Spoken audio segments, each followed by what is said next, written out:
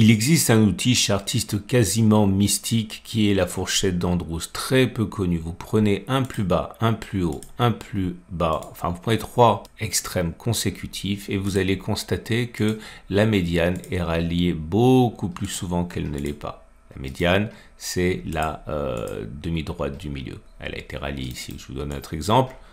Ok, vous prenez, attendez, j'en ai un pour vous. Vous prenez un plus haut, un plus bas, un plus haut, et vous voyez que la ligne du milieu a été ralliée. On prend un dernier exemple, ici, un plus haut, un plus bas, un plus haut, et la médiane est ralliée. Et encore une fois, ça fonctionne plutôt pas trop mal. On va voir si on peut gagner de l'argent avec ça, et puis surtout, on va voir ce qui se passe, parce qu'actuellement, il y en a une sur le CAC 40. Salut, c'est Trado, je suis content de vous retrouver pour la mise à jour de l'analyse technique du CAC 40. Alors, on attendait fébrile les résultats de l'inflation US, ils sont sortis, les résultats ne sont pas véritablement surprenant, donc à partir de là c'est plutôt le statu quo qui s'est mis en place. 0,5% de baisse, alors 0,5% de baisse c'est pas énorme, mais ça montre quand même la lourdeur du marché, hein. Je vais là aussi prendre le temps de faire un petit peu de pédagogie parce que je ne vous cacherai pas qu'il n'y a aucun nouveau signal qui est sorti, donc plutôt que rien faire, je vais vous donner des petits conseils de méthode, hein. Alors tout d'abord, vous voyez qu'on est toujours englué dans cette zone jaune ici, hein, cette zone de résistance. Alors de résistance devenue support. C'est un peu compliqué parce que si vous retournez sur les données mensuelles, vous voyez bien, hein, que cette zone jaune a été cassée, mais il n'y a pas eu de bougie de confirmation. Et vous savez très bien que en tant que chartiste, analyste technique, on a bien les bougies de confirmation.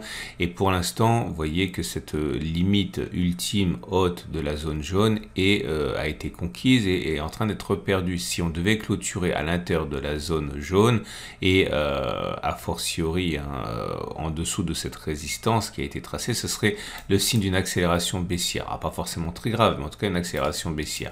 Donc c'est pour ça qu'il faut vraiment prendre sérieusement les objectifs baissiers que l'on a par rapport à cette fourchette de chiffres, hein. Je vous rappelle que la fourchette de chiffres présente une médiane. Ici, cette médiane est beaucoup plus souvent ralliée qu'elle ne l'est pas. Et surtout, on doit tenir compte de cette fourchette d'Andrews que je n'ai pas mentionné depuis un moment, mais qui est bien là. Regardez, un plus haut, un plus bas, un plus haut consécutif.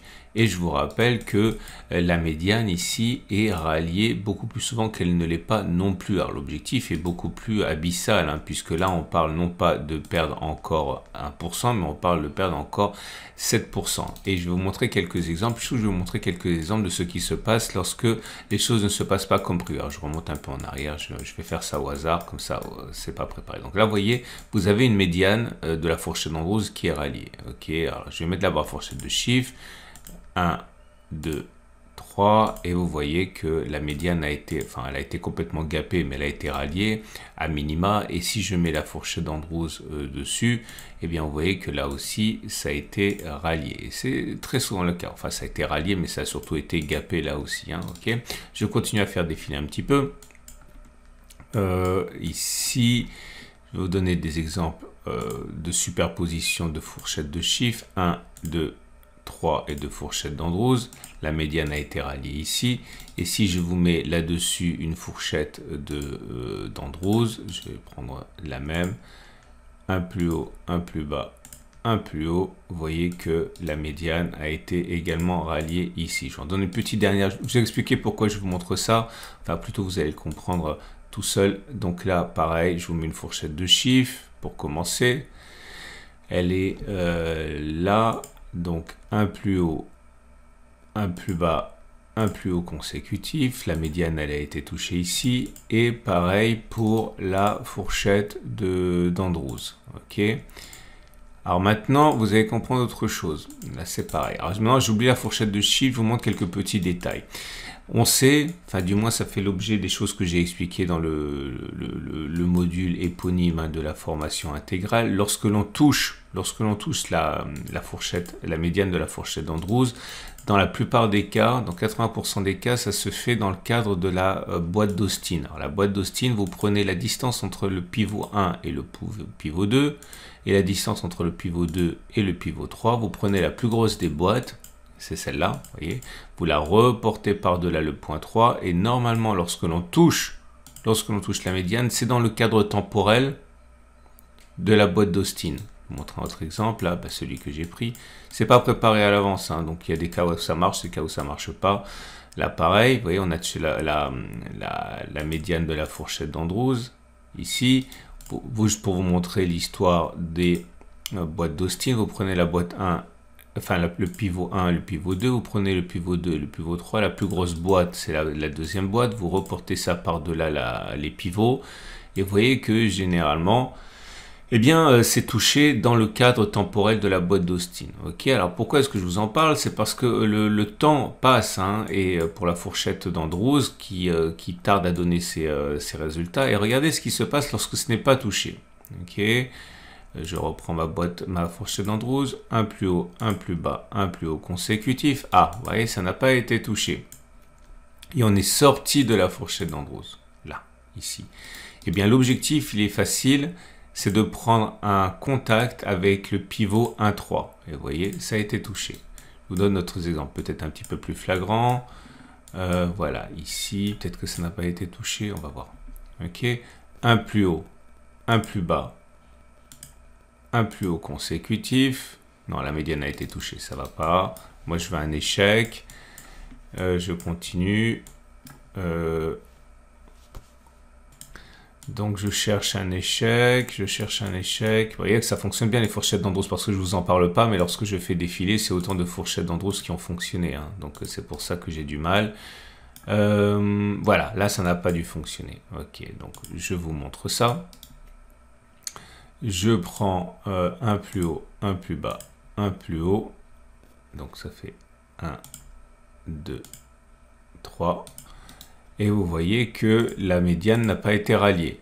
Okay, il s'agissait d'aller là et on ne l'a pas fait. Donc l'objectif, une fois qu'on sort de la fourchette d'Andrews, c'est de tracer une demi-droite 1-3 et vous voyez, ça a été touché. Voilà, bon, on a suffisamment d'exemples.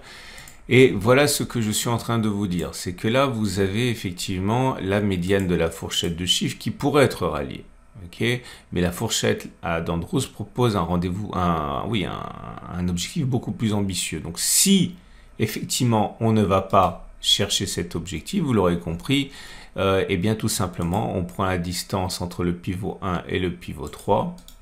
Ok, attendez, je vais enlever ça, sinon on ne voit plus rien. Voilà, je l'enlève.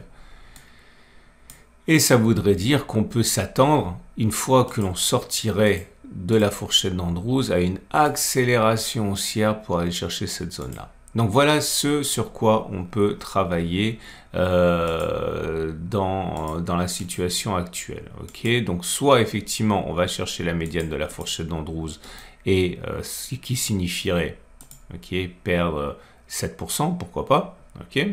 Soit on ne le fait pas et vous aurez compris que derrière il y a un refus de médiane et une accélération haussière. Et si j'en parle, c'est parce que vous avez bien compris que le temps s'égrène. On a ici la boîte d'Austin qui est déterminée par la plus grosse des boîtes pivot 1, pivot 2 ou pivot 2, pivot 3. Et donc, on a jusqu'à cette date-là, qui est le 26 mai, 2 semaines, pour aller perdre, eh bien, vous l'avez compris, hein, pour aller perdre 6%. Et une fois qu'on sera sorti de la boîte d'Austin, si on n'a pas touché la médiane, normalement, c'est-à-dire statistiquement, on devrait avoir une explosion haussière. Voilà, j'espère que ça vous sert. On a essayé de tirer parti de l'absence de signaux techniques. Je vous rappelle que si vous voulez en savoir davantage sur ça, eh bien, vous avez, c'est un des modules du pack Total Trado. Et vous avez un lien en dessous de la vidéo pour découvrir ça. Et je précise, parce qu'on me pose souvent la question, le pack Total Trado et les archives du cercle. Et le cercle, c'est complètement différent. Ce sont des produits complètement différents. Le pack Total Trado, c'est une sorte de boîte à outils dans laquelle vous allez puiser pour faire vos armes en analyse technique et ensuite utiliser ça pour fabriquer des stratégies de trading. Alors que le cercle et les archives du cercle, ce sont déjà des stratégies clés en main. Hein. C'est-à-dire qu'on n'est pas du tout dans la même optique. Les archives du cercle vous donnent déjà des stratégies que l'on a mis en application dans le cercle. Et le cercle, je sais que je vous ai dit que je vous aurai des nouvelles bientôt par rapport à l'élargissement qui est toujours bloqué depuis l'origine à 50 membres. Ça vient, je suis en train de réfléchir notamment avec les membres du cercle pour faire ça au mieux. Mais voilà, voilà, vous avez les exercices corrigés et tout ce que vous voulez dans du coup le pack Tutrado hein, pour ça. Donc, vous avez compris que je suis pas forcément rassuré par rapport à la suite des événements. Si tant est que j'avais besoin d'être rassuré, hein, il peut se passer ce qu'il veut. De toute manière, je pense qu'au bout d'un moment, le soleil brillera à nouveau. Mais bon, aller chercher 1% pour aller chercher la médiane de la fourchette de chiffres, ça me semble quand même pas le bout du monde. Hein. On passe donc aux éléments autres. Donc la moyenne mobile à cette période, elle est non pas celle-là. La moyenne mobile à cette période, elle est descendante. On est en dessous. Et la tendance immédiate est baissière.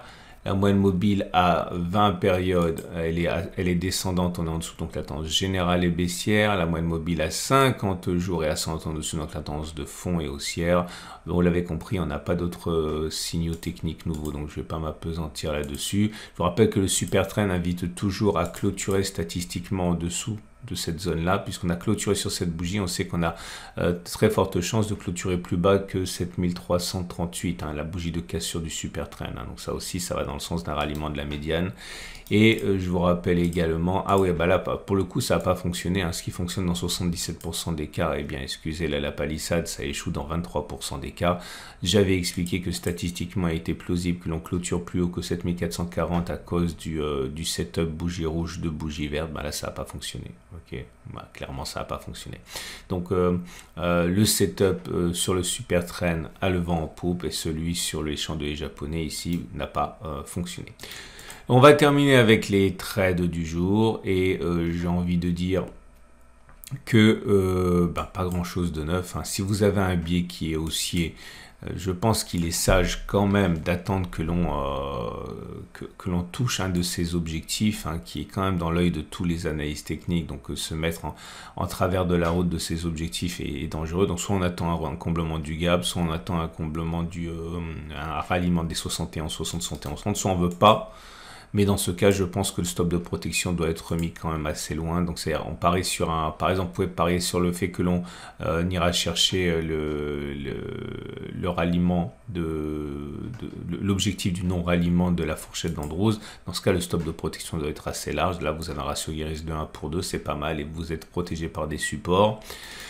Soit là par contre c'est un trade qui risque d'être long, donc toujours pareil, hein, pas des CFD au comptant, hein, des CFD à échéance, hein, si vous voulez travailler avec des CFD, évidemment IG en propose, c'est pas le cas de la majorité des courtiers.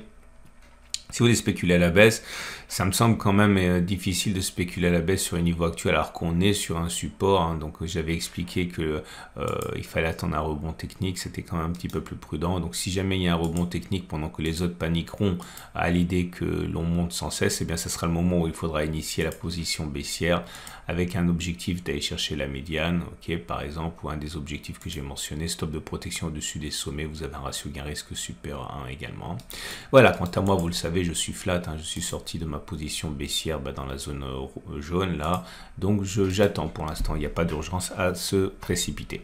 Voilà, excellente journée à vous, merci d'être de plus en plus nombreux, merci également de faire actuellement un effort pour liker mes vidéos, ça me fait toujours plaisir, donc n'hésitez pas si ça vous a plu, si ça vous a apporté quelque chose et que vous voulez donner de la visibilité à mon travail par rapport à ceux qui achètent des vues, eh bien n'hésitez pas, vous pouvez liker, vous pouvez vous abonner. Je vous souhaite une excellente journée et je vous dis à demain pour la mise à jour.